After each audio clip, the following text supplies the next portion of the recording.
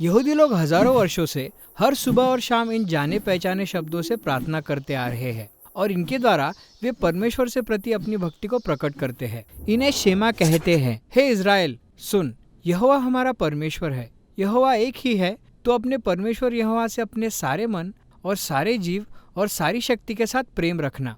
हम यहाँ इस प्रार्थना के तीसरे प्रमुख शब्द को देखेंगे और जानेंगे कि कैसे इज़राइल को अपने परमेश्वर से प्रेम रखने के लिए बुलाया गया है। पर इसका क्या अर्थ है? जैसे अधिकांश भाषाओं में प्रेम एक बहुत ही आम शब्द है, वैसे ही प्राचीन इब्रानी भाषा में भी है। इसका उच्चारण आहवा है। बुनियादी रूप से यह उस स्नेह और ध्यान रखने से संबंधित है जो एक व्यक्ति दूसरे व्यक्ति के प्रति दर्शाता है। कभी कभी यह शारीरिक प्रेम को भी चित्रित करता है, जैसे फारस के राजा को एस्तर रानी के लिए प्रेम। परंतु इब्रानी भाषा में और भी शब्द है जो विशिष्ट रूप से शारीरिक लालसा अथवा यौन क्रीड़ा को व्यक्त करते हैं। पर आहवा का अर्थ बहुत व्यापक है। जैसे अब्राहम को अपने पुत्र इसहाक के लिए आहवा था, यह वात्सल्य प्रकार का प्रेम है। योनातन ने अपने मित्र दाऊद के प्रति आहवा दर्शाया, यह भाई की तरह प्रेम है। असल में लोगों के एक पूरे समूह को अपने अगुवे के लिए आहवा हो सकता है। उदाहरण के लिए जब इजरायलियों ने अपने राजा दाऊद के लिए प्रेम प्रकट किया था, आहवा राजनीतिक गठबंधनों के बीच के निष्ठापूर्ण प्रेम को भी दर्शा सकता है।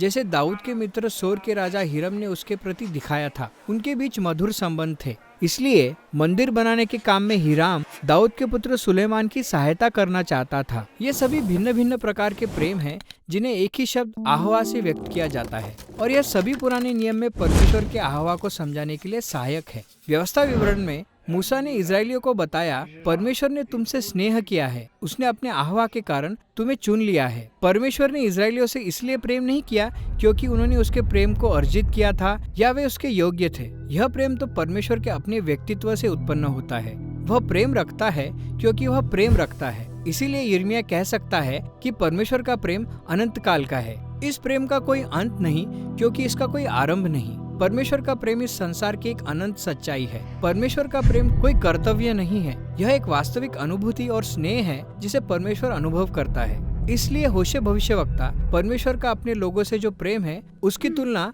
पत्नी के लिए पति के आहवा से करता है, अथवा उस आहवा से जो माता पिता अपनी संतान के लिए दिखाते हैं। इस भावना को परमेश्वर प्रबल रूप से अनुभव करता है। पर इसका अर्थ यह नहीं है कि परमेश्वर का प्रेम केवल भावना मात्र है। परमेश्वर का प्रेम एक कार्य भी है, ऐसा कुछ जिसे परमेश्वर ने करने के लिए चुना है। जैसे जब मूसा ने कहा, परमेश्वर ने तेरे पितरों से जो आहवा रखा, इस कारण वह तुझे अपनी बड़ी सामर्थ के द्वारा मिस्र से निकाल लाया। परमेश्वर का प्रेम केवल भावना ही नहीं है, इसके कारण वह कुछ करता भी है।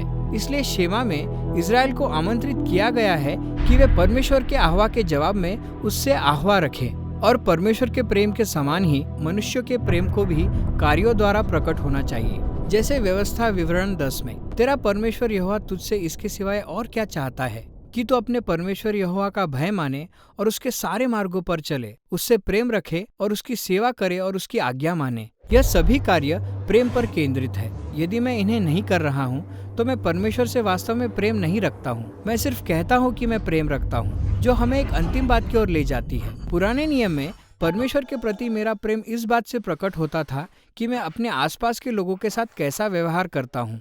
व्यवस्था विवरण में हम पढ़ते हैं कि परमेश्वर अनाथों और विधवाओं का न्याय चुकाता है और वह तुम्हारे मध्य परदेशियों को भोजन और वस्त्र देकर आहवा दिखाता है। इसलिए तुम भी परदेशियों से आहवा रखना। इसलिए लोगों को परमेश्वर के आहवा का अनुकरण करते हुए अन्य लोगों के प्रति आहवा दिखाना है। यही विचार इस प्रख्यात वाक्य का आधार है।